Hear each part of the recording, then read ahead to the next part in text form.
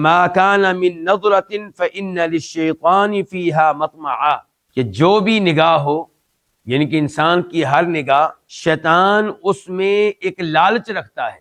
شیطان انسان کی ہر نگاہ میں کیا رکھتا ہے؟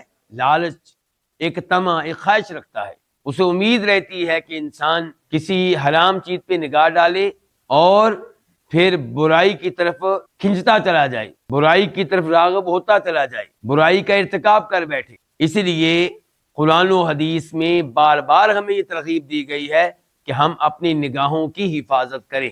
چنانچہ اللہ تعالیٰ ارشاد فرماتے ہیں سورہ نور میں آیت نمبر 30 میں 30 میں، قُل لِّلْمُؤْمِنِينَ يَغُضُّوا مِنْ أَبْصَارِهِمْ، آپ ایمان والوں سے کہہ دیں کہ وہ اپنی نگاہیں جھکا کر رکھیں، اپنی نگاہیں جھکا کر رکھیں اور اپنی شرمگاہوں کی حفاظت کریں۔ تو نگاہیں جھکا کر رکھنی ہے، وہاں پہ نگاہ نہ پڑے جہاں پہ نگاہ ڈالنا گناہ ہے، جس چیز کو دیکھنا جرم ہے۔ مثال کے طور پہ کسی کی شرمگاہ پہ آپ کی نگاہ نہ پڑے۔ اگر کوئی آدمی، کوئی عورت اپنی شرمگاہ کو ڈھانکنے میں سستی کر رہا ہے، لاپرواہی کا مظاہرہ کر رہا ہے، تو آپ لاپرواہی کا مظاہرہ نہ کریں، آپ اپنی نگاہوں کی حفاظت کریں۔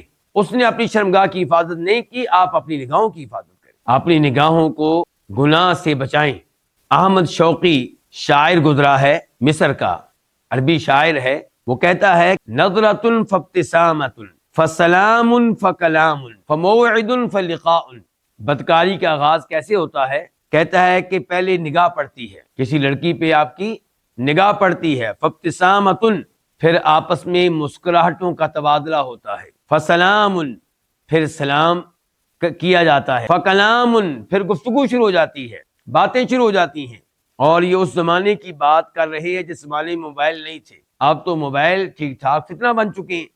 فموعد، گفتگو کے بعد پھر ملاقات کے لیے تاریخ طے ہوتی ہے، فلاں تاریخ کو، فلاں دن، فلاں ٹائم، فلاں جگہ ملیں گے۔ فلقاء، پھر گناہ پہ مشتمل ملاقات کا آغاز ہو جاتا ہے، جس کا اختتام اللہ تعالیٰ کی ناراضگی پہ ہوتا ہے۔